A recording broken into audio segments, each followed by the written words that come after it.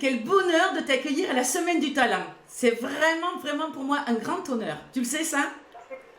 C'est un grand honneur pour moi aussi. Et puis en plus que tu aies comme vu New York, qui est mon rêve américain et qui est ma ville préférée, ça, je dois dire que c'est encore parfait, c'est encore mieux. Je vois derrière aussi, tu nous as fait un petit rappel qui va bien.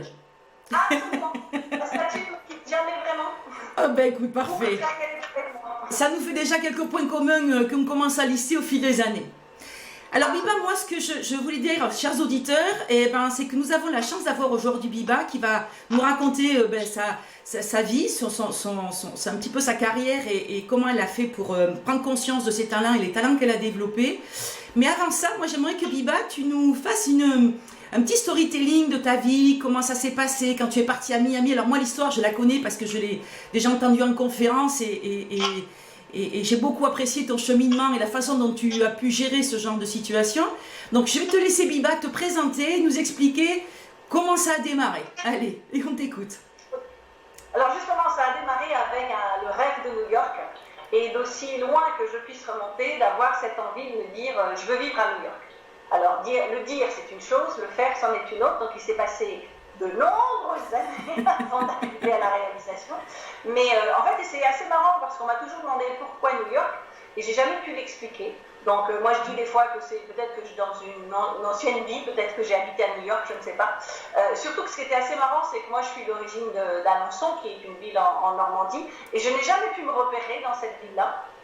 À chaque fois que je vais quelque part, dès toujours que je demande à ma mère, c'est direction Carrefour, direction Continent, direction Leclerc, alors que c'est quand même une petite ville. Et quand je suis arrivée à New York, j'ai jamais eu de problème d'orientation, je ne me suis jamais perdue dans New York, j'ai trouvé ça assez extraordinaire. Mais sinon, entre le moment effectivement où j'ai voulu y aller, où je m'y suis installée, donc en fait pendant plusieurs années, ce que j'ai fait, c'est que j'y suis allée en vacances. Donc j'ai commencé en 92, la première fois que je suis allée aux États-Unis. Ça faisait déjà des années que je disais que j'aimerais bien aller à New York. Et en fait, la première fois, j'ai fait la traversée de New York à San Francisco par le sud en minibus pendant 30 jours. Assez épique. Reste dans un minibus. Il y a des histoires à raconter. Mais en fait, ce que j'ai trouvé assez étonnant, c'est que, pareil, parce que j'avais cette envie de New York, mais je me disais, peut-être que je me fais un film, peut-être que, pourquoi New York, c'est peut-être des films que j'ai vus, c'est peut-être des reportages, et peut-être que ça ne correspond pas du tout à ce que je vais attendre. Et étonnamment, quand on a atterri, j'ai eu un espèce de sentiment qui m'a pris en me disant, ça y est, t'arrives à la maison. Donc l'avantage, c'est que ça me confirmait au moins que c'était là que je voulais vivre. Après, évidemment, ça a pris un certain nombre d'années, donc ce qui fait que plusieurs fois je suis allée en vacances, donc je suis retournée, je suis d'abord allée 2 ans à San Francisco, parce que j'y avais des amis sur place, mais après je suis revenue à New York, et à partir du moment où j'ai découvert véritablement New York, parce que la première année j'y étais restée qu'un week-end, donc ça laisse pas trop le temps de se rendre compte, toutes mes vacances c'était New York, New York, New York. Et puis, à un moment donné, je me suis dit, j'ai envie d'y aller un peu plus souvent que simplement quand il y a des vacances. Alors, même si en tant que Français, on a beaucoup de vacances, et encore, moi, à l'époque, il n'y avait pas les RTT, mais je trouvais que ça ne suffisait plus. Et une année, en 97 exactement, j'ai voulu partir pendant 15 jours, et à l'époque, j'étais chef des ventes dans une société de fourniture de bureau. Et mon patron m'a dit, non, vous ne pouvez pas partir parce que 2 semaines, c'est trop long. Et quand on sait comment se passe le mois de mai en France, vraiment, il n'y a pas grand-chose à y faire. On est bien d'accord. Donc, comme je suis très têtue et toujours très déterminée, j'ai négocié mon départ et j'ai dit non, de toute façon, j'y vais. Si vous avez besoin de moi, il y a le téléphone, je ne pars pas sur la lune non plus. Mais quand je suis partie... Attends, pardon, Biba, quand tu dis que tu négocies ton départ, tu quittes ton poste ou tu négocies... Non, je négocie juste les 15 jours de vacances. D'accord. Pas partir pendant 15 jours. D'accord. Lui, au départ, ne m'autorisait qu'une semaine. Donc, je suis partie. Mais après, ça a été là où ça a été la goutte qui a fait déborder le vase ou le wake-up call, comme on dit aux États-Unis. C'est là que je me suis dit, j'ai plus envie que qui que ce soit prenne des décisions pour moi. Et que j'ai envie de faire ce que je veux, quand je veux, et où je veux. Et que même si c'est pour partir en vacances, je ne veux pas avoir demandé l'autorisation à qui que ce soit. Donc c'est vrai que je suis partie pendant ces 15 jours-là, et que quand je suis revenue, j'ai pris la décision, justement, de quitter cet emploi. Et je l'ai quitté un vendredi soir pour me décider de monter une société lundi matin. Alors je sais, c'est pas ce que je recommande aujourd'hui aux gens de faire, parce que c'est un peu... Quoique... Voilà, ça dépend, c'est ce que je dis souvent. C'est ça. Toujours les gens, mais je dis ça dépend vraiment de votre personnalité. C'est vrai que l'économie aujourd'hui n'est plus la même, donc voilà, il faut peut-être faire attention. Surtout qu'à l'époque, je gagnais très bien ma vie, mais comme je la dépensais aussi vite, J'ai donc démarré mon activité sans économie et sans client, sauf une que je venais d'avoir le vendredi midi, parce qu'en fait, je ne savais pas ce que je voulais faire. Je savais que je voulais mettre à mon compte et je savais que je voulais démarrer quelque chose que je puisse ensuite déplacer aux États-Unis. Donc je me suis dit, la seule chose dont j'ai besoin, c'est un téléphone, un ordinateur, une connexion Internet. À partir de là, je peux aller n'importe où. Et une tasse de café, un mug, un thermo, si tu vas aux États-Unis, ça me paraît être l'accessoire de la réussite qui va bien. On est bien d'accord. Absolument, absolument. Et donc, je me suis dit, qu'est-ce que je peux faire avec tout ça sans avoir d'argent, sans client, sans part mon expérience en tant que commercial. Et en fait, à l'époque, c'était le début du télésecrétariat. Donc, les gens ne savaient pas trop ce que ça voulait dire. Et en plus, on ne savait pas où nous mettre. C'est-à-dire, quand j'ai voulu m'enregistrer à la chambre de commerce, à la chambre des métiers, on me dit non, je ne sais pas chez nous, allez voir les autres. Non, je ne sais pas chez nous, allez voir les autres. Et au final, je me suis inscrite en tant que profession libérale, parce que c'était les seuls qui ne me demandaient rien. Et en plus, il n'y avait même pas besoin de payer de souscription. Donc, ça m'allait bien, puisque j'avais démarré sans argent. Et en fait, effectivement, j'ai démarré du jour au lendemain, mais j'avais regardé un petit peu ce qui se faisait. Et j'avais commencé à voir comment je pourrais trouver des clients. J'avais testé un petit peu des publicités. Alors à l'époque, on n'avait pas les réseaux sociaux, donc j'avais posté des publicités dans des journaux locaux. Et donc, je finissais le vendredi soir. Et le vendredi midi, j'avais rendez-vous avec ma première cliente, celle qui allait devenir ma première cliente, qui me proposait la transcription de cassettes. Alors autant dire qu'à l'époque, je n'étais pas secrétaire, je ne savais pas taper à la machine, je ne savais pas la sténo, je savais à peine taper sur un ordinateur, encore moins faire de la transcription de cassette. Mais comme quand on a le culot, on dit oui à tout, puis on se débrouille après. Tout à fait. Donc elle me dit, vous savez faire? Oui, bien sûr, pas de problème, voilà. Donc j'ai commencé et pendant les 4 premiers mois de mon activité, ça a été ma seule cliente. Et il me fallait entre 12 et 14 heures pour transcrire 60 minutes de cassettes, parce que ce n'était pas des DVD, hein, c'était encore des cassettes, et donc je gagnais 20 francs par cassette. Donc là aussi, il faut de la motivation. Et je suppose que le contenu devait être extrêmement passionnant, donc du coup ça devait... En plus, c'était des trucs sur des chantiers, donc des trucs qui m'intéressaient dans la construction, qui ne m'intéressaient absolument pas. Mais en fait, c'est là aussi où je dis toujours que là où c'est important quand on démarre une activité, c'est pas la démarrer pour l'argent, mais c'est de la démarrer pour sa passion. Alors ma passion, c'était pas de faire ma transcription de cassette. C'est ça. Et ma passion, c'était pas d'être secrétaire, même à distance. Par contre, là où j'ai pu tenir suffisamment longtemps pour, pendant un certain nombre de mois, que ce soit un peu galère quand même, c'est que ma passion, moi, c'était de me dire, à un moment donné, ce business-là, je vais le déplacer à New York. Comment, où, quand, comment, je ne savais pas, mais je savais que j'allais le faire. Et puis en fait, bon, ça a commencé à m'énerver, au bout de 4 mois, ça commençait à m'énerver un petit peu, cette transcription de cassette, parce que je me couchais à 2h du matin, je me relevais à 4h du matin, et c'était pas passionnant. Et donc j'ai commencé à continuer à faire de la promotion, mais faire de la promotion aussi sur la prise de rendez-vous. Parce qu'au final, j'avais quand même été commerciale pendant plus de 10 ans, même peut-être 15, je ne sais plus. Et du coup, bon, au moins ça, je savais faire. Vendre les produits des autres, je savais faire de la prise de rendez-vous, je savais faire. Et étonnamment, c'est ce que les sociétés m'ont contacté pour me demander ce genre de choses. Donc en fait, c'était des petites PME qui n'avaient pas de commerciaux en interne ou qui n'avaient pas les moyens de faire appel à des grands centres de télémarketing. Donc ce qui fait qu'en 6 mois de temps, en fait, mon activité de télésecrétaire, je l'ai transformée en télémarketing. Pendant 2 ans, j'ai développé cette activité-là donc en région parisienne. Et puis à un moment donné, je me suis dit, quand j'ai regonflé un peu les finances, je me suis dit, bon, maintenant, je repars à New York. Donc en mai 2001, j'ai refait un test, toujours la première quinzaine, c'était la période de test. Par contre, ce que j'ai fait, c'est que j'ai informé tous mes clients pour leur dire qu'effectivement, je partais. Parce que je ne savais pas si Internet allait fonctionner, je ne savais pas si le téléphone allait fonctionner. Donc je me suis dit, si jamais il y a quoi que ce soit, qu'ils ne viennent pas respecter. Et ce qui m'a surpris, c'est que quand je suis revenue, donc j'ai rappelé tout le monde en disant ça y est, je suis de retour, mais avant même que je dise quoi que ce soit, les gens me disaient, mais au fait, quand est-ce que vous partez en vacances à New York? Et je leur ai dit déjà, ce n'était pas des vacances et je viens de rentrer. Ils disaient non, mais c'est pas possible parce que vous avez fait des appels pour nous, on a reçu nos comptes rendus, vous nous avez vendu les produits. Et, bah oui, parce qu'avec Internet et le téléphone, on peut tout faire, quoi. Exactement. Donc là, je me suis dit, ça y est, j'ai gagné mon pari. Donc, mon activité française, maintenant, ça y est, je peux commencer à aller régulièrement à New York et le faire de New York. Donc, à partir de là, Entre 2001 et 2003, j'ai fait la navette en permanence, donc 3 mois Paris, 3 mois New York, parce qu'évidemment, je n'avais pas encore de visa à ce moment-là, donc je ne pouvais pas rester plus de 3 mois. Sauf que je pensais que j'allais juste dupliquer l'activité là-bas. Mais je parlais quasiment pas anglais. En tout cas, le niveau d'anglais qu'on a quand on sort en terminale. Donc faire lutter les marketing avec ça, c'est un peu compliqué. Et j'avais un client français à New York qui était architecte d'intérieur et qui m'a demandé d'appeler des tas de sociétés, notamment des sociétés françaises à New York. Donc je me suis dit, bon là ça va aller, sauf que les réceptionnistes, elles ne sont pas françaises, elles ne parlent pas français. Et qu'on me raccrochait au nez en permanence. Donc j'ai dit, bon là il va falloir trouver autre chose. C'est-à-dire qu'en fait, quelque part, j'ai construit quelque chose pendant 2 ans qui ne me branche pas nécessairement, mais qui permet financièrement de repartir à New York, mais dont je ne peux plus rien faire à New York. Donc il faut que je trouve une solution.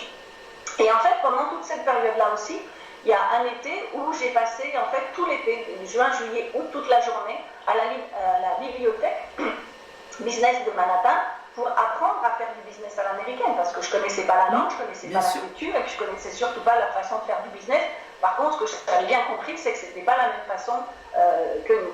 Donc, ce qui fait que j'ai appris avec les livres, finalement, et qu'il y avait un mot qui revenait régulièrement, qui était le mot networking. Et je me suis dit, qu'est-ce que c'est? Parce qu'en France, en 2001, on ne parlait pas de networking. Et quand je regardais dans le dictionnaire, ça me parlait d'informatique, de réseau informatique ou des choses comme ça. Je n'arrive pas à comprendre la connexion entre ce qui me parle dans les livres marketing et la traduction que j'ai. Et puis à force de lire et de relire encore des livres et des livres, surtout j'avais vu que chaque fois on disait que le marketing pour les entrepreneurs permettait de retrouver 80% de leurs clients grâce au networking, et que les gens qui cherchaient un job trouvaient 80% de leur job grâce au networking plutôt que dans les journaux. Donc je m'y suis encore intéressée un petit peu plus près pour comprendre. Et puis comme à New York, il y en avait des quantités phénoménales d'événements, donc un jour je me suis dit, bon allez, je m'inscris, donc je me suis inscrite sur Internet. Je suis arrivée dans le bar, il y avait 100-150 personnes, c'était un brouhaha pas possible. J'ai pris mon badge, j'ai fait le tour du bar et je me suis sauvée. Pourquoi tu t'es... parce que oui, d'accord, courageuse comme tu es, tu t'es dit c'est pas ma place et je vais pas y arriver. Oui, parce que en fait, une fois de plus, je parlais, c'était au début, donc je parlais quasiment pas anglais, et en plus quand je le parlais, il fallait que les gens le parlent doucement en face de moi, il fallait que je les fasse répéter, et là il y avait un brouhaha pas possible, et je me suis dit non seulement je ne vais pas comprendre ce qu'ils vont me dire, mais je ne peux pas faire répéter les gens qui sont ici, donc c'est juste impossible. Et après je me suis dit mais c'est bizarre parce que ces Américains, comment ils peuvent faire du business dans un tel brouhaha? Donc je suis repartie à ma petite librairie, j'ai recommencé à lire des livres et des choses comme ça, et puis je me suis dit, bon allez, on ne va pas rester sur un échec, donc je me suis inscrite à un deuxième événement, peut-être 3 semaines après, en me disant, cette fois-ci, mon but, c'est de parler à au moins 2 personnes avant d'en aller. Donc là, je suis retournée, pareil, j'ai pris mon badge, c'était toujours dans un bar, il y avait toujours autant de monde. Donc je me suis dit, qu'est-ce que je fais? Parce que moi je suis incapable de dire bonjour, c'est Biba, voilà ce que je fais, et d'interrompre les gens en groupe, parce qu'en plus j'étais très très timide à l'époque, toujours un peu mais moins. Et je me suis dit, comment je fais? Donc j'ai pris un verre et je me suis mis dans un coin avec mon verre, en attendant que quelqu'un veuille bien me parler. Et donc à un moment donné, effectivement, il y a une personne qui est venue me parler, il y en a une deuxième, donc ça me facilitait les choses que les gens viennent parler, parce que là, ça me permettait, en parlant à 1 ou 2 personnes à la fois, qu'ils parlent un peu plus doucement, que je leur explique, attendez, moi je ne parle pas super anglais, donc il faut être patient avec moi. Et puis en fait, entre-temps, je m'étais renseignée aussi pour savoir comment je pouvais obtenir un visa pour rester aux États-Unis, parce que c'est très très complexe, et qu'il m'a fallu effectivement 2 ans et 6 avocats pour avoir la bonne réponse, donc autant dire à 400-450 $ de l'heure de la consultation, ça fait un peu cher. Et quand j'ai enfin trouvé l'avocat, je me suis dit, bon, il faut que je monte une société. Il est évident que je ne peux pas monter du télémarketing parce que ça ne va pas fonctionner. Au départ, je m'étais dit, ben, c'est pas grave, je vais peut-être aider les petites entreprises américaines à venir faire du business en France. Et les solo-entrepreneurs américains, eux, ils n'avaient rien à faire, déjà, ils viennent suffisamment à faire avec New York, donc ça ne les intéressait pas. Et éventuellement, les personnes qui venaient vers moi, c'était des grosses boîtes où là, je n'avais pas la structure. Donc je me dis là, ça ne va pas le faire. Et je me suis dit, cette histoire de networking, ça me plaît bien. Parce que j'aime bien quand même connecter avec les gens. Donc puisqu'il me faut un visa et qu'il faut que je monte une société, donc j'ai décidé de monter une société qui s'appelle Biba Network pour organiser des soirées networking aux États-Unis, mais où je pouvais régler 2 de mes problèmes. Un, c'est que je voulais des petits événements. Donc, je ne prenais pas plus de 25 personnes. D'abord, comme ça, ils n'avaient pas le brouhaha, c'était plus facile pour discuter avec les gens. Et comment je réglais ma timidité, c'est que, comme moi j'étais l'hôtesse de l'événement, et bien du coup, les gens venaient à moi, venaient se présenter, ça me permettait de savoir qui ils étaient, ce qu'ils faisaient, qu'est-ce qu'ils voulaient et qu'est-ce qu'ils recherchaient. Et donc, très rapidement, j'ai organisé les événements un peu différemment des autres qui disaient, voilà, vous payez vos $10, vous allez dans la salle derrière et en gros, vous vous débrouillez. Moi, je mettais les gens en relation en permanence. Et puis, donc, c'est comme c'était une petite salle, au début, c'était dans des bars parce que je n'avais pas l'argent non plus. Ouais. Et très rapidement, on m'a proposé des salles.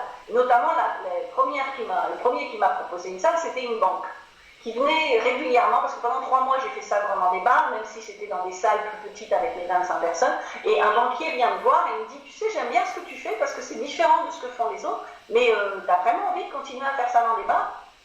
Je dis non, mais j'ai pas l'argent pour louer des salles, c'est pas possible. Et puis, c'est pas les $10 que je prends pour l'entrée qui me rapportent suffisamment.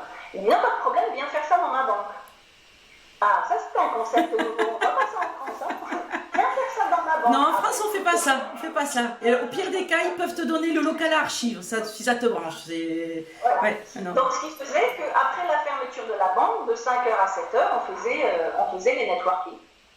Et donc, ce qui fait que j'ai commencé comme ça, et comme c'était une grande banque, après d'autres personnes sont venues me voir, après AXA est venu me voir en disant, vous ne voulez pas faire ça dans nos locaux, on a plein de salles de conférences.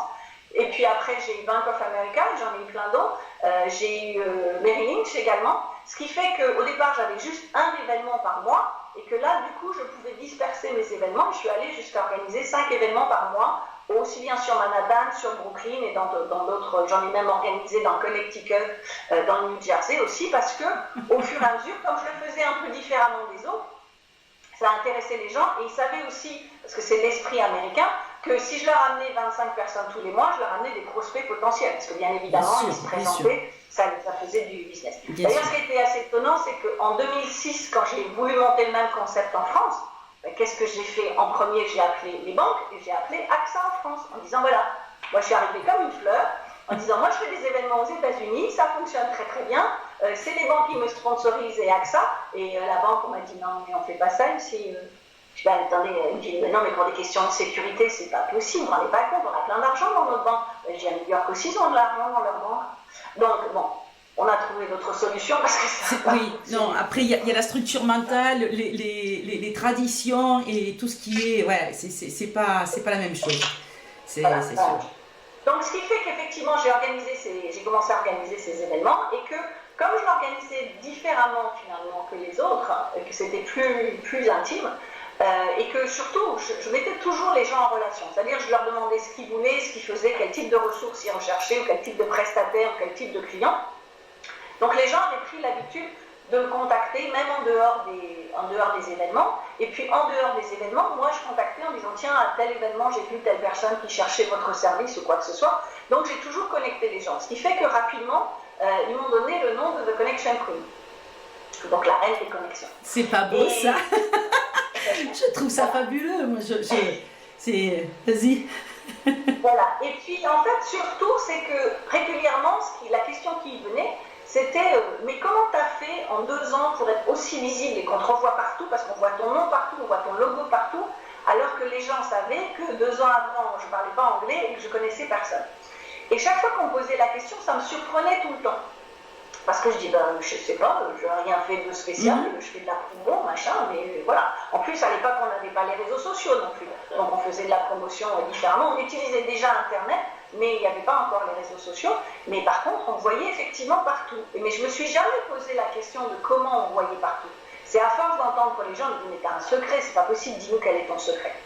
Et puis, une autre chose que j'ai découvert aux États-Unis aussi, c'est que de commencer à travailler avec des coachs. Parce que quand je suis arrivée, alors en France maintenant ça y est, j'ai l'impression d'être il y a 15 ans aux États-Unis, tout le monde est coach et tout le monde. Mais il y a 15 ans, coach en France, à part les coachs sportifs, on ne savait pas ce que ça voulait dire. Et les Américains, ils avaient un coach pour le business, un coach pour leur couple, un coach pour le chien, un coach pour le sport, un coach pour manger. Et tout le monde voulait me coacher. Tous les gens qui venaient avec networking voulaient me coacher. Je disais, mais foutez-moi la paix. Moi, j'avais une société en France, je l'ai développée pendant 2 ans toute seule. Tout va bien, j'ai besoin de personne. Sauf que je me suis rendu compte que les gens qui étaient plus ou moins à mon niveau quand je les ai rencontrés, eux, ils montaient plus vite que moi. Je me disais, qu'est-ce qu'ils ont de plus, eux, du coup, pour monter plus vite que moi? Donc j'ai commencé effectivement à travailler avec un coach et je lui expliquais que tout le monde me demandait ce fameux secret. Mais je dis, mais moi j'ai pas de secret.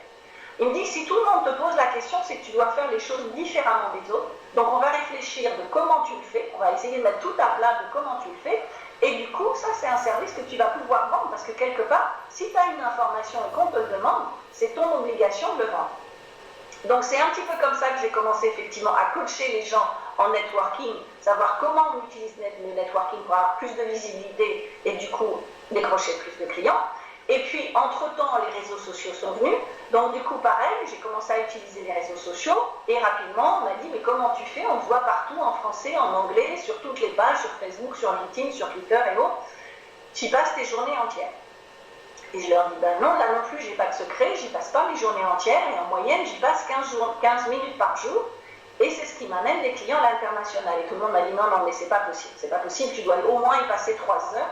Et là, pareil, je me suis dit, bon, je vais remettre à plat ce que je fais, et là, je me suis aperçue que les gens reparlaient encore de visibilité. D'accord. Et je me suis dit, du coup, ça doit être ma spécialité, cette histoire de visibilité, parce qu'à chaque fois, c'est toujours sur ça que les gens viennent. Donc là aussi, j'ai adapté mon coaching par rapport aux réseaux sociaux. Donc j'ai enseigné les réseaux sociaux aux gens. Et puis, bien évidemment, à force, il y a les networking, il y a les réseaux sociaux, mais c'était 2 outils du marketing. Donc après, j'ai aussi agrandi au marketing et au personal branding, puisque mes clients sont essentiellement des solo-entrepreneurs. Donc le personal branding, c'est aussi quelque chose de très, très important. Et puis, pendant tout ce temps-là, je regardais toujours, donc ça c'était quand j'étais à New York, je regardais toujours un peu ce qui se passait côté France. Et pendant longtemps, je trouvais que ça ne bougeait pas. Donc tant que ça ne bougeait pas, je dis, j'ai rien à y faire. Et puis vers 2010-2011, je me suis dit, tiens, il doit se passer quelque chose, parce que d'un seul coup, c'est devenu le boom du blogging. Et de tous ces gens qui faisaient des formations en ligne, qu'on vendait 2000 €. Et je me suis dit, il y a quelque chose qui change dans la mentalité française, parce qu'il n'y a encore pas longtemps, du service, ils ne voulaient pas le payer. Moi, je me souviens d'avoir fait des séminaires à New York pour des Français sur comment créer des sociétés aux États-Unis, où en 3 heures de temps le soir, je leur amenais expert comptable, avocat d'immigration, avocat business pour qu'ils leur donnent toutes les informations. Ouais. Donc là, moi, j'allais payer 450 € de l'heure chacun. Je leur amenais tout le monde à 70 $. Et j'ai eu des réflexions, mais on m'a incendié en disant, non mais vous foutez pas de la gueule du monde de faire payer ça 70 $. Et je me suis dit, attendez, si vous voulez payer ce que moi j'ai payé pendant 2 ans, on va y aller quoi. Donc je me suis dit, tiens, c'est étonnant, si maintenant tout le monde se décide avec ces 2000 €, il se passe quelque chose. Donc j'ai commencé à regarder un petit peu plus ce qui s'y passait, et je me suis aperçue qu'en fait, on parlait de beaucoup de choses, on parlait du blogging, on parlait d'internet, de lancer son business en ligne, mais il y avait toujours personne qui parlait des réseaux sociaux. Donc je me suis dit, je vais pointer mon nez et je vais essayer de voir ce qui se passe un petit peu et voir dans quelle mesure je peux adapter ce que j'enseigne aux États-Unis, l'adapter en fait au marché francophone et enseigner aussi les réseaux sociaux, le personal branding et ainsi de suite. Et donc c'est comme ça que depuis il y a 5 ans, j'ai switché mon business en fait, plutôt que d'avoir essentiellement des clients américains, d'avoir essentiellement des clients francophones et proposer du coaching, donc le networking, les réseaux sociaux, le branding et le marketing. Et l'avantage de ça, c'est que par rapport à la visibilité, c'est que toujours pareil, à l'époque, j'ai trouvé en plus qu'on ne voyait pas de femmes visibles sur le marché francophone et que ma spécialité, ça reste la visibilité. Donc du coup, j'ai été visible, si je peux dire, plus rapidement que certaines autres. Et que c'est ce qui m'a permis de me faire, entre guillemets, remarquer par les gens assez rapidement et de pouvoir décrocher pas mal de clients rapidement qui en plus aiment le fait que je leur amène les stratégies américaines mais que je les adapte au marché français. Donc voilà l'histoire, comment ça a commencé et comment ça a fini. Alors moi c'est ce que je dis toujours, je suis très admirative parce qu'en fait tout ça pour que les auditeurs arrivent à recaler, parce que moi je connais l'histoire, Liba a vécu à Miami pendant des années, elle a fait tout son business de là-bas, elle nous a rejoint sur la France il y a peu de temps maintenant, pour tout un tas de raisons, mais que voilà, et qu'aujourd'hui elle est plus sur un marché français et elle a la même notoriété, si c'est pas plus, en France qu'aux États-Unis où elle était en fait localisée. Moi, je dirais que ça, c'est un vrai talent. Comment tu pourrais expliquer ce talent aujourd'hui? Alors, tu n'as pas que celui-là, mais je trouve que c'est celui qui te caractérise le mieux. Cette faculté que tu as à vendre des idées, à prendre des outils pour pouvoir les redimensionner en fait sur un autre marché. Parce qu'en fait, ce que tu as fait, c'est faire autrement, et c'est ce que je dis toujours. Il faut faire les choses, mais faites pas comme le font votre voisin, votre confrère, votre concurrent. Faites autrement, mais dans l'absolu, je trouve que c'est l'essence même de la réussite. Toi aujourd'hui, si tu devais définir ce talent-là, tu le définirais comment? Je sais que c'est très compliqué comme question, Biba, et je vais avoir le même problème quand on va me la poser, mais c'est un très joli exercice. C'est vrai parce qu'en fait, c'est des choses qui arrivent sans qu'on s'en rende compte. Alors, je dirais, si j'ai eu un premier talent, si on peut appeler ça talent, c'est d'avoir la bonne idée au départ. C'est-à-dire que quand j'ai décidé, en 98, quand j'ai monté l'activité en France, de dire, je veux un business que je peux utiliser de n'importe où sur la planète, avec un téléphone, une connexion Internet et un ordinateur, peut-être que le talent, le démarrage, il a été là. Le talent de poser la bonne question. Parce qu'effectivement, comme tu dis, j'ai vécu donc 9 ans à Miami, donc j'ai vécu 6 ans à New York, 9 ans à Miami. Je suis passée de Paris à New York, de New York à Miami, de Miami, je suis revenue en France depuis 6 mois, sans jamais perdre de clients. Parce que justement, j'avais cette structure. Et donc, en fait, il faut savoir aussi, l'avantage d'être solo-entrepreneur, c'est aussi d'avoir le talent de se réinventer quelque part. Parce qu'à chaque fois, quand on démarre quelque chose, après, il y a toujours des gens qui nous copient très très vite. Et si on reste dans le même moule que tout le monde, ben justement, on ne se fait pas remarquer, comme je dis en particulier. Donc en fait, le talent, ça a peut-être été de dire aussi, je reviens en France, alors je n'ai pas abandonné les États-Unis, mais pendant que je suis là, je reviens en France, mais comment je peux adapter? Comment, c'est pas je fais un copier-coller de ce que j'ai aux États-Unis, parce que c'est pas la même culture. Donc on a beaucoup de gens vont me dire que maintenant dans le web marketing, c'est la même chose et qu'on vend le même produit de la même façon. Il y a quand même des différences de culture qui sont énormes, et que si on n'adapte pas cette histoire de culture, on ne peut pas l'adapter sur le marché français. Alors peut-être que le fait d'avoir vécu, et ça fait quand même 15 ans que je vis aux États-Unis, c'est peut-être aussi leur façon de voir les choses et leur façon de s'adapter. Je pense que j'ai trempé là-dedans, parce qu'en France, on nous met dans des boîtes. Voilà, en France, j'étais commerciale, j'aurais rien pu faire d'autre que commerciale. D'ailleurs, quand j'ai dit à tout le monde que je m'arrêtais pour monter ma société, je me suis fait traiter de folle dans tous les sens, que je gagnerais plus d'argent, que j'aurais plus de salaire, que j'aurais plus rien, que j'allais pointer au chômage en 15 jours. Donc, il y a une histoire de mentalité. Donc, je pense que le talent, c'est... Si tant est que j'ai un talent, mon talent, c'est de savoir m'adapter. Alors, Biba, on a tous du talent, ça c'est indéniable, voire plusieurs, et on a ce qu'on appelle le talent inné. Donc moi, quand j'entends ce que tu me dis, je dirais que ton talent inné, c'est ce côté que tu as à ne pas être enfermé dans des codes ou dans des structures où on te dit, ben, c'est blanc, donc il faut que ça reste blanc, et que tu vas regarder autrement, et tu vas pouvoir réimplémenter ça. Et le talent inné, ça a été, le talent développé, pardon, ça a été ce que tu as appris au fil des jours, par les Américains, par les Français, qui a fait un melting pot, etc., qui a fait qu'au fur et à mesure et à force de faire, ben, tu as trouvé une solution qui a permis de développer. Mais je trouve ça très intéressant parce qu'en fait, on se retrouve aussi avec toi, parmi tous les invités que nous avons à la Semaine du Talent, avec toujours pareil, on a du talent qui est inné, il y a quelque chose qu'on sait faire naturellement et qui ne nous prend pas de temps. D'où toi, aller voir quelque part un modéliseur qui va te dire, mais si tout le monde te pose la question, c'est que tu sais faire quelque chose que tout le monde ne sait pas faire. Qu'est-ce que c'est? Et c'est là encore, je le répète, la particularité du talent, c'est que nous, on fait quelque chose, on ne voit pas le temps passer et on s'amuse. Et comme on n'est pas du tout dans l'effort, on est toujours surpris quand on nous regarde et on nous dit, mais tu sais faire ça? Mais c'est génial. Ben non, c'est pas si génial que ça, c'est pas comme toi. Et on pense que tout le monde est atteint de la même faculté. Ça veut dire qu'on ne se pose même pas la question en se disant, toi tu es en souffrance quand tu fais ça? Ah ben oui, moi justement je suis en souffrance. Et je trouve que ça illustre encore bien tous les modules et la Semaine du Talent. On retrouve toujours ce côté où on développe des choses. Et malheureusement, moi j'ai une question, est-ce que tu aurais aimé que dans ta jeunesse, ou quand tu as démarré ton activité professionnelle, on te dise, ben voilà Biba, tu as du talent et voilà ce que tu sais faire de très bien?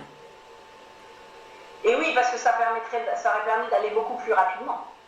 Parce que en fait, effectivement, quand tu m'as posé la question pour faire partie du sommet, je veux dire, j'ai un talent, mais c'est quoi mon talent? Parce que voilà, on ne sait pas quel est son talent. Quelque part, c'est les autres qui nous disent peut-être qu'on a du talent, ou qu'on a peut-être. Donc c'était difficile. Je me suis dit, ben, je vais lui dire quoi? J'ai quoi comme talent? Donc je vais aller chercher dans ma boîte. Mais en fait, et c'est ça en fait, c'est que les autres nous pointent du doigt, comme dit ce fameux coach qui m'a dit, ben voilà, tu sais faire ça, on pose la question, donc c'est que tu fais les choses différemment. Et si j'avais vu un coach plutôt aussi en étant plus jeune, déjà, sans attendre d'être adulte, hein, parce que je suis partie m'installer aux États-Unis, j'avais quand même 40 ans, donc j'étais plus une petite minette. Mais tu es belle comme un cœur. Non, merci. Mais si effectivement, par exemple, on me l'avait dit, alors je ne sais pas si à l'école c'est... Non, je pense que... C'est trop tôt parce qu'on ne se connaît pas, mais déjà quand on va à l'université, moi j'ai passé 3 ans à l'université qui m'ont servi strictement à rien parce que j'ai le sentiment qu'on m'a rien appris. Parce que j'ai fait une fac de droit, parce qu'en plus à l'époque je voulais être flic, donc voilà, personne n'est parfait. Inutile de te dire que tu t'es échappé du chemin que tu avais profilé quand même, hein. Tu as un problème de stratégie, hein, Madame Stratégie. Je suis partie ailleurs. Donc finalement, quelque part, le fait que j'ai raté 2 fois le concours d'inspecteur de police, c'est une bonne chose. Mais en fait, voilà, à l'université, on ne nous apprend pas des choses de la vie, on ne nous apprend pas des choses sur nous surtout. Parce qu'en fait, l'université, c'est censé nous préparer pour le monde du travail. Et en fait, on ne nous prépare à rien du tout. On nous apprend des choses. Alors effectivement, j'ai appris le droit civil, j'ai appris le droit constitutionnel et des choses comme ça. Mais bon, peut-être que si j'avais été flic ou avocat, ça m'aurait probablement servi. Mais dans ma vie de tous les jours, en quoi ça m'aide? Et puis surtout, ça ne m'a pas aidé à savoir me trouver quelque part. Et quand on ne sait pas se trouver, quand on ne sait pas ce qu'on a véritablement au fond de nous, bah, ces fameux talents, on ne les met pas en avant. Et le fait d'avoir la personnalité que j'ai, qui est toujours très motivée, très déterminée, et quand je veux quelque chose, je suis un bulldog. Autant je suis très timide d'un côté, mais de l'autre côté, je veux quelque chose, je suis un bulldog, je ne vais jamais lâcher. Donc le talent, c'est peut-être aussi, enfin mon talent, c'est peut-être aussi de ne jamais abandonner. Et ça, c'est pareil, c'est des choses que dans notre éducation, on ne nous apprend pas. Parce qu'on a un obstacle, 2 obstacles, et puis on est fini. Et puis surtout, dans la culture française, on a un échec ou 2 échecs, on est foutu, on est un loser. Alors que justement, le fait d'être parti aux États-Unis, et que de lire tous ces livres, et d'avoir découvert Anthony Robbins, bien évidemment, aujourd'hui, tout le monde parle d'Anthony Robbins en France, mais en 2000, on n'en parlait pas, ou quasiment pas. De découvrir qu'un échec, c'est pas un échec, c'est une leçon. Et qu'on est obligé de passer par ces leçons pour arriver au succès, ça fait gagner du temps. Parce que, en fait, les Américains, ils peuvent être en haut un jour et puis se retrouver serveur le lendemain. Et ça ne les empêche pas de repartir parce que justement, leur talent, c'est de savoir rebondir. Et donc, je pense que c'est ça aussi que j'ai appris. Ça a développé encore plus ma personnalité que j'avais, de cette motivation et cette détermination, et de savoir me réinventer régulièrement. Ça, je pense que ce côté où tu te réinventes, et c'est vraiment un vrai talent. Ça, c'est le premier point. Et ce que je relève dans ton discours là dernièrement, c'est que quelque part, ta façon de fonctionner est devenue, au tout début, une façon de survivre dans ce monde qui était nouveau et que finalement on ne contrôlait pas et on n'avait pas une compétence, il n'y avait pas d'écrit, mais que derrière, tu en as fait une force. Et c'est ça qui est intéressant, c'est que ton talent, tu allais sortir avec une pince à épiler, une petite profession de rien du tout, tu l'as mis sur la table, tu as planté la graine, tu as mis du coton, tu l'as bien arrosé, et c'est devenu aujourd'hui un arbre, et pas n'importe quel arbre, c'est presque un arbre centenaire, dans le sens où aujourd'hui tu as réussi à en vivre toute ta vie, à en faire une vraie richesse, une vraie notoriété. Et aujourd'hui, par ton empathie, qui est, je pense, un de tes grands talents, parce que j'ai la chance de te connaître personnellement, fait que ce talent-là, avec tout ce que tu as pu construire autour de ta vie, parce qu'en fait, aujourd'hui, la problématique, c'est quoi? Ok, tu as du talent, tu sais faire du commerce, ou tu as une certaine empathie, mais tu en fais quoi concrètement demain matin dans ta vie? Et toi, tu as su rapidement faire une espèce de petite salade niçoise, avec les olives, le riz, etc. Et dire, ben voilà, moi, je vais vous servir à manger. Et aujourd'hui, ce qui est sympa, c'est que tu soignes quelque part ce besoin que tu as d'apporter de l'aide aux gens, de les aider, de leur apporter une certaine richesse qu'aujourd'hui on ne trouve pas partout non plus sur internet, hein, parce que c'est pas, et si on la trouve, c'est pas spécialement avec des gens qui vont bien. Moi je trouve ça très sympa. D'ailleurs c'est pour ça, hein, chers auditeurs, que moi j'ai voulu inviter Biba, parce que elle est totalement atypique, et comme tous les invités qui vont être à ce sommet, c'est que chacun a une vraie particularité et chacun va pouvoir amener son expérience et savoir comment. Alors à propos du talent, ma question c'est: à quel âge as-tu découvert ton talent, Biba? Je vais dire que je l'ai découvert après 40 ans. Après que j'ai eu toute cette expérience-là. Parce que il a fallu qu'on pousse c'est ça. pour y arriver. Voilà. Donc, bienvenue au club. Nous sommes bien d'accord. Absolument. Nous faisons partie de la génération où, en effet, on ne parlait pas aux enfants et nos parents nous ont transmis beaucoup de choses. Je le répète, je l'ai déjà expliqué sur le module, mais pour ceux qui n'ont pas encore regardé le module et qui sont arrivés en cours de route sur ce sommet, Les parents nous ont transmis ce qu'ils savaient, mais n'oublions pas une chose, c'était l'après-guerre, ils étaient en mode survie. Moi, je les en remercie. Aujourd'hui, moi, ce que je veux donner aux auditeurs, et surtout, n'hésitez pas à mettre vos enfants devant l'écran, c'est on a tous du talent, on a tous des intelligences. Il ne faut pas attendre 40 ans, c'est du gâchis. Moi, j'ai l'impression, au même titre que Biba, de me dire, mais juste, si à 20 ans ou à 18 ans, on m'avait dit juste, t'es intelligente et t'as du talent, mais je n'aurais même pas fait ce que j'ai fait aujourd'hui. Je suis satisfaite de ce que j'ai fait. Mais dans l'absolu, je pense que ce sont des choses qui sont tellement essentielles, évidentes, que c'est bien dommage de passer à côté de tout ça et de passer des années en souffrance. Donc ça, c'est vraiment... Comment tu as vécu quand tu as découvert, tu as pris conscience, parce qu'en général c'est un facteur déclencheur, c'est une phrase, c'est quelque chose, on nous dit ah mais t'es pas con, ah mais c'est super ce que tu fais, ah mais tu as vu, voilà, à quel moment tu as, entre le moment où tu as pris la phrase, le déclencheur et la prise de conscience, est-ce que tu arrives à te rappeler le nombre de mois qui se sont passés?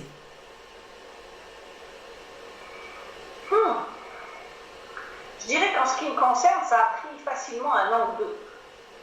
Parce qu'il a fallu parce que justement, ce petit talent de visibilité, que j'avais peut-être différemment, d'amener cette visibilité, il a fallu qu'on me le répète encore et encore et encore. Parce que même quand j'ai pris ce coach, que j'ai pris déjà d'un certain temps, qu'on parle de cette visibilité, quel était mon secret, j'ai travaillé avec le coach pendant 6 mois, j'ai mis en place un certain nombre de services, mais après, à un moment donné, c'est là où j'avais un peu, comme tout le monde, à un moment donné, le syndrome de l'imposteur. En me disant, je suis qui, moi, petite française, pour aller leur enseigner le networking, ils sont nés avec, donc ça n'a pas de sens. Et en fait, de voir les résultats avec les gens, c'est-à-dire que finalement, le système que j'avais mis en place pour moi, dont je ne m'étais pas rendu compte, qui fonctionnait pour moi, mais de me rendre compte aussi que ça pouvait fonctionner pour les autres, et puis que surtout, ça pouvait aider les autres. Donc je dirais qu'il s'est facilement passé un bon 2 ans avant que je prenne conscience véritablement que mon talent pouvait apporter aussi quelque chose aux autres personnes. Moi je crois qu'en faisant une lecture courte quelque part de tout ça, je te dirais, tu as eu le talent d'aller réexpliquer aux Américains, alors qu'ils étaient l'initiateur du networking, en leur donnant une grande leçon, en leur disant « Ok, vous le faites, mais je vais juste vous expliquer qu'il y a mieux, plus vite et plus efficace. » Et moi, je trouve ça, bravo ma chérie, bravo. Je crois que, chers auditeurs, si ça, c'est pas du talent, moi, j'y connais rien. Je crois que c'est quelque chose qui... Inconscience, quelque part. Mais bien sûr, mais aujourd'hui, à l'époque, tu savais pas. Et c'est toute la particularité du talent. Ça veut dire que quand tu le fais, tu n'es pas conscient de ce que tu fais. Tu vois que les choses avancent, que les choses sont pas comme tout le monde. Que finalement, toi, tu n'es pas en souffrance quand tu fais ça et que tes idées, elles sont ce qu'elles sont. Et c'est quelques années plus tard, tu te retournes et tu te dis « Waouh, sympa !» Et ça, je trouve que c'est une valeur très sympa. J'ai une autre question. Combien, toi, tu mesurerais en temps entre la prise de conscience de ton talent et te dire aujourd'hui, j'ai réellement un talent, où tu te dis « Je sais faire ça correctement ». Combien de temps, ce tronçon-là, tu le quantifierais? Je ne sais pas si c'est en nombre d'années, ça c'est sûr. Oui. C'est pas en nombre de mois, c'est en nombre d'années. Et en fait, je crois que j'ai réagi de plein de choses en février dernier. Donc, voilà, il y a 40 ans, j'avais 40 ans, hein, donc... Mais pour en prendre conscience vraiment, c'est-à-dire qu'en février dernier, j'ai travaillé avec une autre coach, Annie Brown, où j'ai fait une journée VIP avec elle. Et même si je me connaissais depuis longtemps, parce que ça faisait déjà un certain temps que j'étais dans ces programmes, on n'avait jamais fait de coaching individuel où on était toutes les deux face. Et elle me dit, bon écoute, décris-moi qui est Biba, qu'est-ce que tu as fait, ta vie, c'est quoi? Donc je commence à décrire un petit peu, je dis voilà, j'ai fait ça, j'étais la première à faire ça, j'étais la première à faire ça. Et en fait, en m'écoutant, je me suis dit, tiens, c'est assez bizarre de faire des premières comme ça, mais quelque part, c'est aussi un challenge chez moi de faire des premières. Et à un moment donné, elle me dit, attends, on recommence et je note tout. Donc elle met tout sur un paperboard, et au bout d'un moment, elle me dit, t'as conscience que ça, c'est ta vie, t'as conscience que t'es un leader, et t'as conscience que tu dois donner l'exemple aux autres. Et là, je me suis dit, non. Non, elle me dit, là c'est ta vie. Elle me dit, ça, il faut maintenant que tu l'utilises. Et elle me dit, maintenant, il est vraiment temps que tu prennes ce chapeau de leader et que tu en prennes conscience, parce que plus tu vas en prendre conscience, plus tu vas pouvoir aider les autres. Et ce qui est marrant, c'est que ça, c'était en février, et donc je suis rentrée en France en avril, alors que ça faisait quand même 10 ans que je n'étais pas rentrée en France. Donc même si ça faisait 5 ans que j'avais des clients francophones, moi je voyais toujours les choses de loin. Et là, pareil, cette histoire de visibilité, j'en avais pas pris conscience non plus. Enfin, je savais que j'avais de la visibilité aux États-Unis, qu'il y avait des Français qui me suivaient, mais quand je suis arrivée en France, je me la suis prise en pleine figure parce que je ne m'attendais absolument pas à ce qui se passe sur ces 6 derniers mois.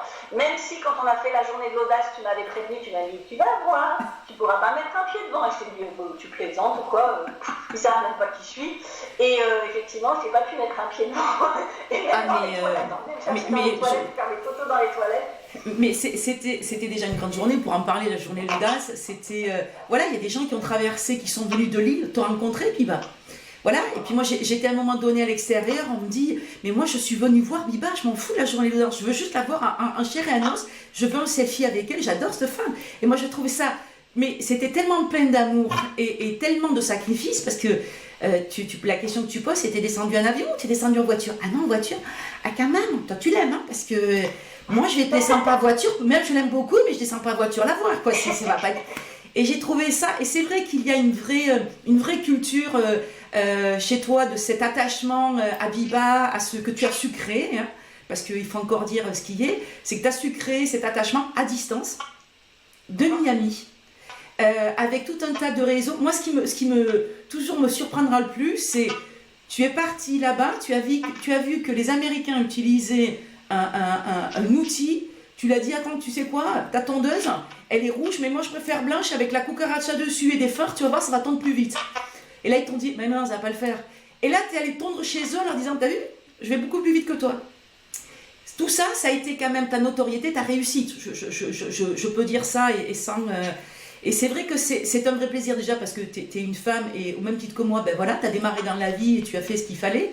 Même si toi tu gagnais très très bien ta vie, moi peut-être beaucoup moins, mais en tous les cas, ça fait partie des choses qui vont bien. Moi j'aimerais te poser une question, c'est quand tu as des prestataires ou des collaborateurs, qu'est-ce que tu cherches toi? Alors maintenant qu'on te connaît un peu, qu'on voit comment un peu tu fonctionnes, qu'est-ce que tu recherches comme talent? Est-ce que c'est les mêmes que toi? Est-ce que c'est l'inverse? Est-ce que c'est un mitigé? Est-ce que c'est... Voilà. Quand tu fais tes recrutements ou tu sélectionnes tes prestataires, qui tu as envie d'avoir à côté? Moi, le critère numéro 1, c'est l'efficacité. D'accord. Parce qu'en fait, j'ai fait l'erreur. Quand j'avais ma société en France de télémarketing, déjà à l'époque, je voyais déjà grand en disant je vais embaucher des tas de nanas, j'ai créé un réseau, machin. Et j'ai formé 2-3 nanas et je les ai formées à ma façon. Parce que je pensais qu'il n'y avait que ma façon de faire qui était la bonne. Et ça a été un gros fiasco. Parce que ça n'a pas fonctionné. Bienvenue au club. Et il m'a fallu du temps avant de comprendre, et c'est quand j'étais aux États-Unis après que j'ai commencé à reprendre du monde et des prestataires, que en fait, ce que je cherche chez les gens, c'est leur efficacité. À partir du moment où j'ai le résultat, avec la deadline que je leur demande, la façon dont eux le font, alors rien quand tu dis efficacité, je vais gratter, hein, parce que pour moi ce qui est intéressant, c'est que les auditeurs puissent prendre conscience qu'on a tous du talent, ça c'est pour commencer, mais qu'on affine et on l'utilise. Est-ce que dans l'efficacité, c'est la rigueur, c'est la loyauté, parce qu'en fait le mot efficacité englobe beaucoup de qualités. Toi, plus précisément, demain matin, c'est quoi vraiment en finesse? Si on devait aller avec une petite pince à épiler, définir le mot efficacité professionnelle chez toi. L'efficacité, c'est savoir être aussi, notamment à l'initiative des choses. C'est pas que quelqu'un attende que je lui dise exactement ce qu'il faut faire. Je donne les grandes lignes. C'est-à-dire que j'ai besoin de quelqu'un qui réagisse comme moi. C'est-à-dire, on va me donner les grandes lignes de ce qu'il faut faire, mais je ne veux pas qu'on m'enquiquine avec les petits détails en disant qu'il faut appuyer sur tel bouton ou tel bouton.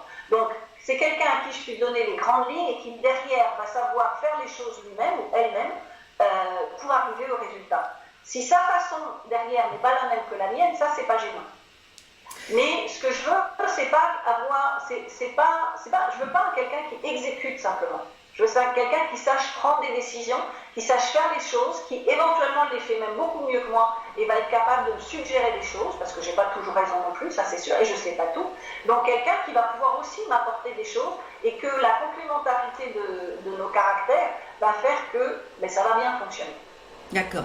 Donc, si je résume, tu veux des gens qui soient avec du bon sens, de la prise de décision et qui savent absorber tout ce qui vient polluer la gestion d'une mission et qui savent te restituer du plan A au plan Z dans les délais, ce que tu as demandé. D'accord. Tu sais que c'est le fantasme de tous les dirigeants, ma chérie. Je veux dire, jusque-là, oui, d'accord, ok, donc tout va bien. Mais on trouve ce genre de personnes. Alors, on ne trouve pas à chaque fois. Non, je suis d'accord. Effectivement, je me suis pris des claques avec des personnes ou avec des partenaires. Je me suis pris plusieurs claques, effectivement. Et je me suis aperçue que chaque fois que je me prenais des claques avec ces gens-là, c'est parce que j'étais allée, je m'étais dit, bah, il n'a pas ça ou elle n'a pas ça, mais c'est pas grave. Chaque fois que je suis allée, que je suis sortie un peu de ma ligne droite, de me dire je veux quelqu'un qui est un peu comme moi et qui est capable de m'amener du résultat, chaque fois je dis bon allez c'est pas là, bon là je vais l'aider là ou là je vais l'aider là, là je me suis pris une claque à chaque fois. C'est la bonne école. Hein? Quelle est pour toi la différence entre la qualité, la compétence et le talent? Pour toi, quels seraient les segments qui pourraient...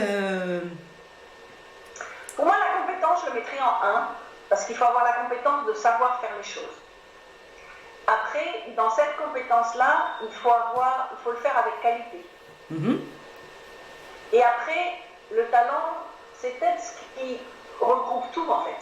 C'est le parapluie qui couvre tout, finalement. Parce que quand on a du talent, qu'on le sache ou qu'on ne le sache pas, on fait les choses d'une certaine façon, donc a priori, on les fait avec qualité et on obtient une compétence. Oui. Donc c'est un peu dans ce sens-là que je les mettrais. D'accord. Très bien, merci. Si tu devais demain matin expliquer à mon fils de 6 ans ce qu'est le talent, qu'est-ce que tu lui dirais? Ça serait compliqué, mais heureusement que j'ai pas d'enfant, comme ça va faciliter les choses. Oui, mais je te prête le mien accessoirement. Je te prête le mien, voilà. Je ne sais pas si je lui expliquerai, parce que c'est quand même compliqué d'expliquer le talent. C'est quelque chose que l'on... Alors, il y a le talent que l'on a quand on est, parce qu'on a des talents, comme tu disais tout à l'heure, il y a des talents que l'on a, il y a des talents que l'on obtient. Et en fait, je dirais simplement à partir du moment où il fait ce qu'il aime, où il est bon dans quelque chose, c'est qu'il y a quelque chose à creuser. Et que son talent, il est peut-être là, et que si lui sent qu'il est bon dans quelque chose, même si tout le monde autour lui dit que c'est pas vrai, que ça va pas fonctionner, il faut qu'il fasse son expérience en fait finalement. Parce que c'est à lui de découvrir son talent, c'est pas aux autres de lui imposer son talent. Non, je suis d'accord avec toi. Donc avoir la liberté de faire ce qu'il a envie de faire, comme il a envie de le faire, alors dans certaines règles, parce qu'effectivement, voilà, dans la vie on peut pas faire tout et n'importe quoi, mais à partir du moment où on a une ligne droite et on sait où on veut aller, le talent il arrive un peu comme ça. D'accord, très bien. J'aime beaucoup ta façon de voir. Est-ce que tu aurais un conseil à donner à nos auditeurs aujourd'hui qui sont là, qui ont fait une démarche, qui assistent gratuitement donc, à cet événement? Biba, demain matin, elle doit donner un conseil à tous ses auditeurs. Qu'est-ce que tu pourrais leur dire concernant le talent? Alors, je vais leur dire de sauter le pas. Pas par hasard. C'est pas par hasard. Pour la petite histoire, Biba a édité un livre qui est déjà best-seller chez Amazon, sur lequel le titre s'appelle Sauter le pas. Donc c'est pour ça qu'elle aime bien la remettre. Voilà. Et en fait, c'est assez marrant parce que quand il a fallu choisir le titre, on en avait plusieurs. Et avec l'éditeur, on n'était pas nécessairement d'accord sur le titre, on en a vu plusieurs.